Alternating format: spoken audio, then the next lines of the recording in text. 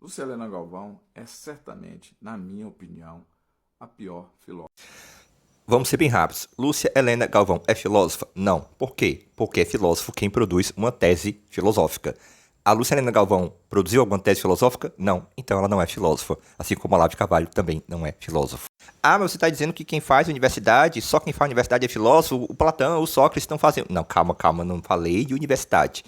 A universidade forma professores de filosofia. Ser um filósofo é produzir uma tese filosófica, é contribuir para o conhecimento filosófico, tipo, colocando uma nova teoria filosófica, vamos dizer assim, entende? Então, Lucilena Galvão não é filósofa, né? Ela está mais para ocultista e esotérico. Aqui também a gente trabalha o ocultismo e o esoterismo, mas a gente separa os dois discursos. A gente aqui faz um diálogo entre a filosofia e o esoterismo. Lá não.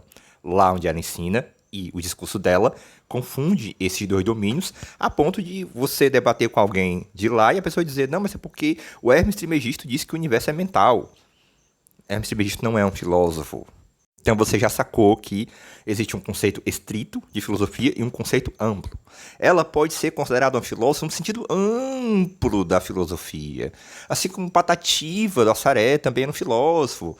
Assim como a Dona Chiquinha, que vê os pássaros passando e ela tem um pensamento, ela é uma filósofa, né? Então tem gente que tem uma sensibilidade filosófica. Isso é diferente de ser filósofo. E existe os divulgadores da filosofia. Como divulgadora da filosofia, não vejo ela divulgando filosofia. Eu vejo ela divulgando esoterismo, hermetismo e todas essas coisas do esoterismo. O que não tem nenhum mal, né? É bom que se produza esse conhecimento. Agora, na medida em que diz que isso é filosofia, aí você acaba confundindo os dois domínios.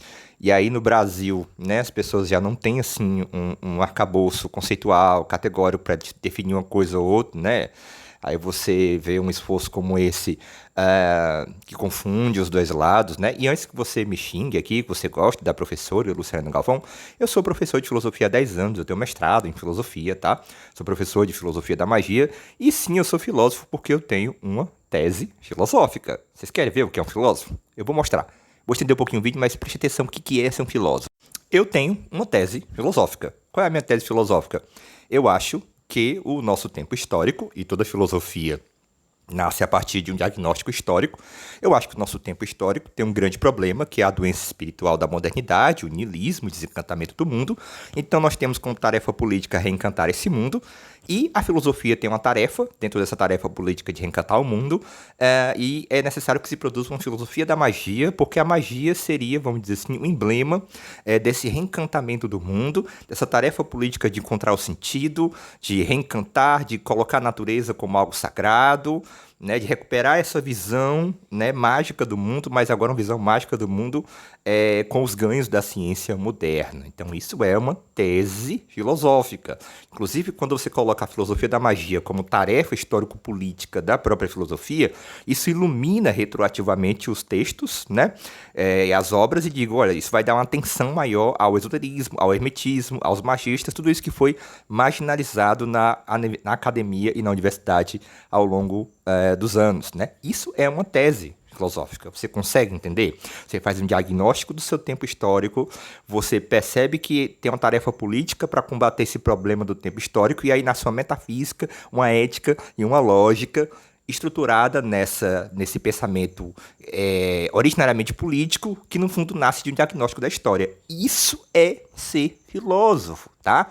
Eu não curto muito ali as coisas da Nova Acrópole, da Luciana Galvão, mas aqui, gente, eu tô tentando ser técnico, tá? Eu tô tentando ser conceitual, tô tentando trabalhar conceitos.